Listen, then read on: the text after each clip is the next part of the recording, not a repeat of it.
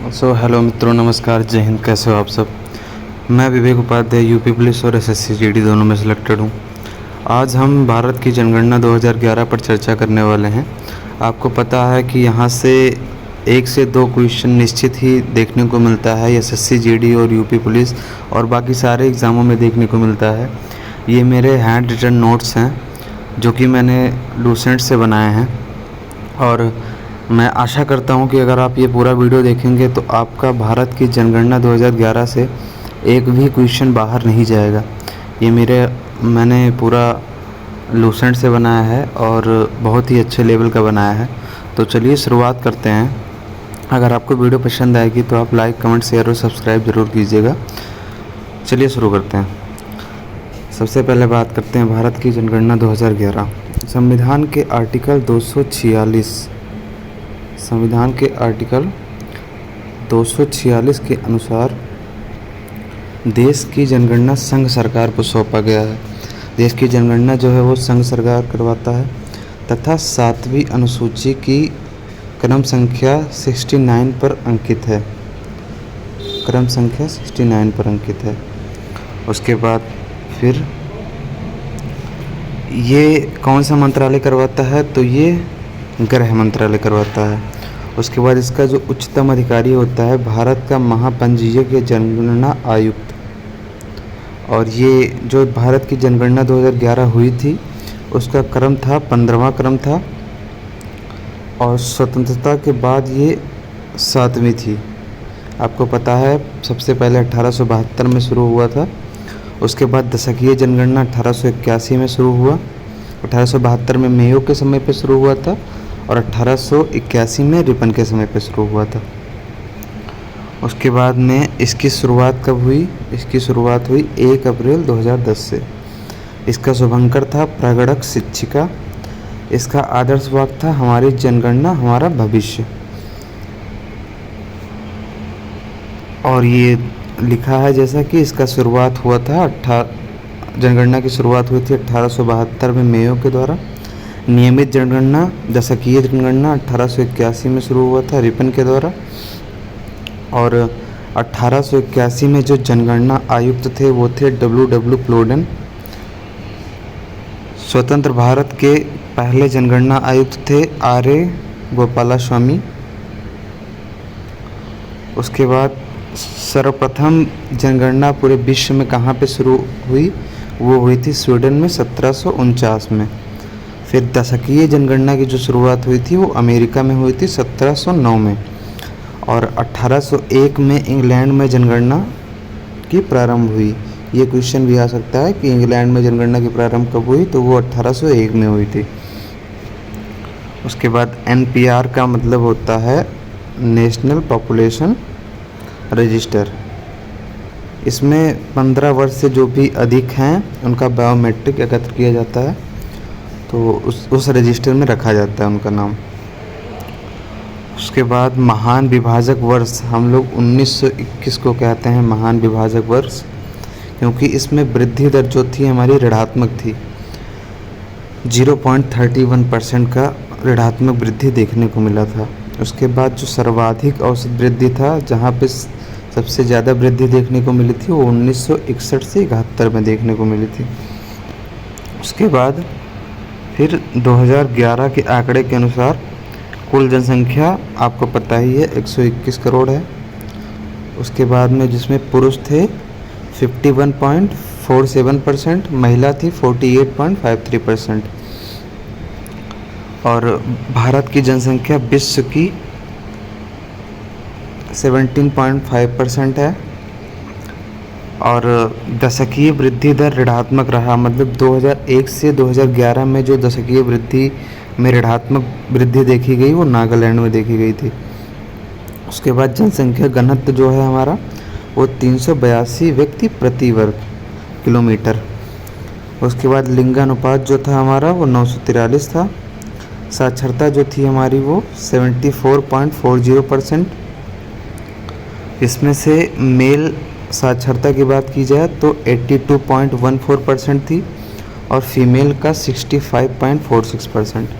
इन दोनों के बीच अंतर की बात किया जाए, इन दोनों के बीच अंतर था 16.68%। उसके बाद एससी की जनसंख्या की बात की जाए तो एससी की जनसंख्या थी 16.6%। और एसटी की जनसंख्या की बात की जाए वो था 8.6%। उसके बाद में नगरीय जनसंख्या की बात की जाए तो उस टाइम पे नगरीय जनसंख्या थी 31.2%। और ग्रामीण जनसंख्या की बात की जाए वो थी 68.8%। ये सारे क्वेश्चन जो भी मैं करवा रहा हूँ ये बहुत ही एग्ज़ाम के नज़रिए से बहुत ही इम्पोर्टेंट है, और एसएससी जीडी में तो निश्चित ही पूछा ही जाता है। बाकी सारे एग्ज़ामों में भी लगभग 1 से 2 क्वेश्चन इसमें देखने को मिल ही जाते हैं। फिर चलिए बात करते हैं हम कि सर्वाधिक जनसंख्या वाले राज्य कौन से हैं। तो सबसे पहले नंबर पे आता है उत्तर प्रदेश, दूसरे पे महाराष्ट्र, तीसरे पे बिहार, चौथे पे वेस्ट बंगाल। फिर आता है न्यूनतम जनसंख्या। न्यूनतम जनसंख्या में सबसे पहले नंबर पे आ जाता है सिक्किम, उसके बाद में आ जाता है मिज़ोरम।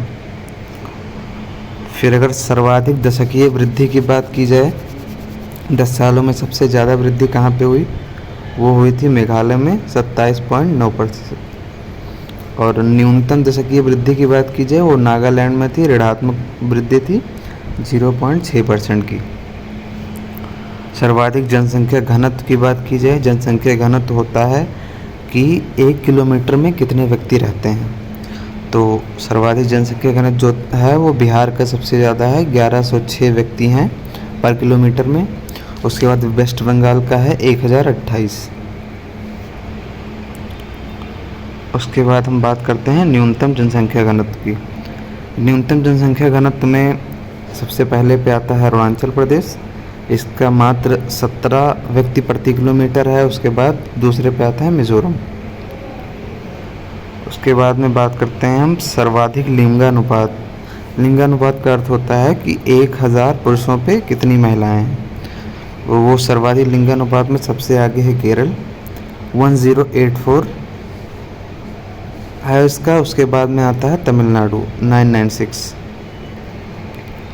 उसके बाद में न्यूनतम लिंगानुपात की बात की जाए, पहले नंबर पे आता है हरियाणा, इसका है 879 879। उसके बाद जम्मू कश्मीर आता है, इसका 889 889। उसके बाद में बात करें सर्वाधिक शिशु लिंगानुपात, तो वो है अरुणाचल प्रदेश का 972 और मिज़ोरम का है 970। न्यूनतम शिशु लिंगानुपात ये है हरियाणा का ही है 834 और पंजाब का है 846। सर्वाधिक साक्षर कौन से राज्य थे, तो साक्षरता की गिनती यहाँ से होती है कि 7 वर्ष से जो व्यक्ति अधिक हैं उन पे गणना की जाती है। तो हम बात करेंगे सर्वाधिक साक्षर जो राज्य है वो है केरल, उसके बाद में है मिज़ोरम। केरल है 94% और मिज़ोरम है 91.3%। और फिर न्यूनतम साक्षरता की बात की जाए तो न्यूनतम साक्षरता में है बिहार 61.8% और अरुणाचल प्रदेश है दूसरे नंबर पे 65.4%। और सर्वाधिक पुरुष साक्षरता की बात की जाए तो सर्वाधिक पुरुष साक्षरता है पहले नंबर पर केरल में है, फिर मिज़ोरम में है। न्यूनतम पुरुष साक्षरता की बात की जाए तो पहले नंबर पर बिहार, दूसरे नंबर पर अरुणाचल प्रदेश। फिर सर्वाधिक महिला साक्षरता की बात की जाए तो पहले नंबर पे आता है केरल, दूसरे पे आता है मिज़ोरम। और न्यूनतम महिला साक्षरता की बात की जाए तो पहले पे बिहार आता है, दूसरे पे राजस्थान आता है। उसके बाद में हम बात करेंगे कि सर्वाधिक ग्रामीण जनसंख्या प्रतिशत में कहाँ पे ज़्यादा है, वो है हिमाचल प्रदेश में। हिमाचल प्रदेश में है 90% और बिहार में है 88.7%। और फिर जो सर्वाधिक नगरीय जनसंख्या जो है वो है पहले नंबर पे गोवा की 62.2% और दूसरे नंबर पे है मिज़ोरम 52.1%। फिर अगर संख्या में बात की जाए वो तो हमने बात किया परसेंटेज की कि प्रतिशत में कौन ज़्यादा है, बाकी अगर संख्या की बात की जाए तो नगरीय में है महाराष्ट्र, दूसरे नंबर पे है यूपी। और सर्वाधिक ग्रामीण जनसंख्या की बात की जाए तो वो है सिक्किम पहले नंबर पे, दूसरे पे है आंध्र प्रदेश। उसके बाद में बात करते हैं हम सर्वाधिक एससी जनसंख्या की प्रतिशत में ज़्यादा है पंजाब में 31.9%। फिर दूसरे नंबर पे आता है हिमाचल प्रदेश, यहाँ पे है 25.2%। और एससी जनसंख्या में कहाँ ज़्यादा है? जनसंख्या में पहले नंबर पे हैं उत्तर प्रदेश में, दूसरे नंबर पे हैं वेस्ट बंगाल में।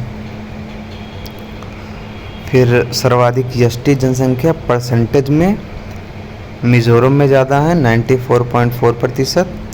और दूसरे नंबर पे नागालैंड है 86.5%। और सर्वाधिक संख्या में बात की जाए तो वो है एमपी में, एसटी जनसंख्या में सर्वाधिक एमपी है आगे।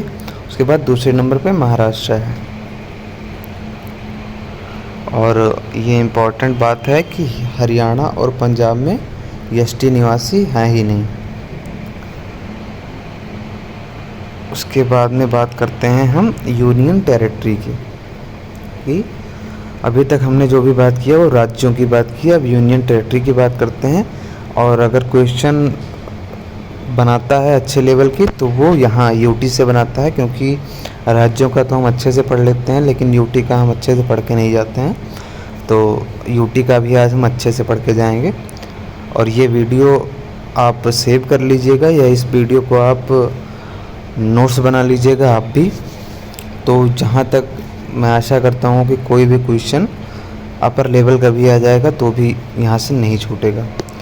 तो चलिए, यूटी में है सर्वाधिक जनसंख्या सबसे पहले नंबर पे दिल्ली में है, दूसरे नंबर पे पुदुचेरी में है। और सर्वाधिक दशकीय वृद्धि जो हुई थी यूनियन टेरिटरी में वो हुई थी दादर नागर हवेली में 55.9%। और फिर सर्वाधिक जनसंख्या घनत्व की बात करें वो है दिल्ली में 11,320 और दूसरे नंबर पे है चंडीगढ़ में। न्यूनतम जनसंख्या घनत्व की बात करें तो वो है पहले नंबर पे अंडमान एंड निकोबार 46 है मात्र इसका। उसके बाद सर्वाधिक लिंगानुपात की बात की जाए वो है पुदुचेरी की 1037। न्यूनतम लिंगानुपात की बात की जाए वो है दमन एंड दीव की 618। और सर्वाधिक शिशु लिंगानुपात की बात की जाए तो वो है अंडमान एंड निकोबार की 968। और न्यूनतम शिशु लिंगानुपात की बात की जाए वो है दिल्ली की 871। अब हम यूटी में सर्वाधिक साक्षर की बात करेंगे तो सर्वाधिक साक्षर है लक्षद्वीप 91.8%। और न्यूनतम साक्षर की बात की जाए तो वो है दादर एवं नागर हवेली 76.2%।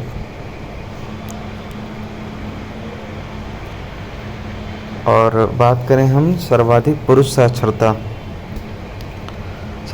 साक्षरता है लक्षद्वीप में 95.6%। न्यूनतम पुरुष साक्षरता है दादर नागर हवेली में 85.2%। अब बात करेंगे कि जनसंख्या की दृष्टि से सबसे छोटा यूनियन टेरिटरी कौन सा है तो वो है लक्षद्वीप। और सर्वाधिक नगरीय जनसंख्या की बात करेंगे तो वो तो आपको पता ही है कि दिल्ली में ही होगा। न्यूनतम नगरीय जनसंख्या अंडमान एंड निकोबार में है। और सर्वाधिक एससी इन प्रतिशत में सर्वाधिक एससी हैं चंडीगढ़ में 18.9%। और संख्या में बात करें तो सर्वाधिक है दिल्ली में। उसके बाद सर्वाधिक एसटी हैं परसेंटेज में लक्षद्वीप में 94.8%। और सर्वाधिक एसटी हैं संख्या में दादर एवं नागर हवेली में। और ये भी बात आप इम्पोर्टेंट है, नोट कीजिएगा, दिल्ली चंडीगढ़ और पुदुचेरी में एसटी निवासी नहीं है। तो आज का वीडियो हमारा यहीं पे समाप्त होता है। और अगर ये वीडियो आपको पसंद आई होगी तो कृपया आप लाइक, कमेंट, शेयर और सब्सक्राइब ज़रूर कीजिएगा। और ऐसे ही वीडियो अगर आप चाहते हैं, आपको कौन से टॉपिक पे वीडियो चाहिए ये आप कमेंट में बताइएगा। और आपको वीडियो हमारी कैसी लगती है ये भी आप कमेंट में बताइएगा और सपोर्ट करिए। तो चलिए मिलते हैं आपसे नेक्स्ट वीडियो में। जय हिंद, जय भारत।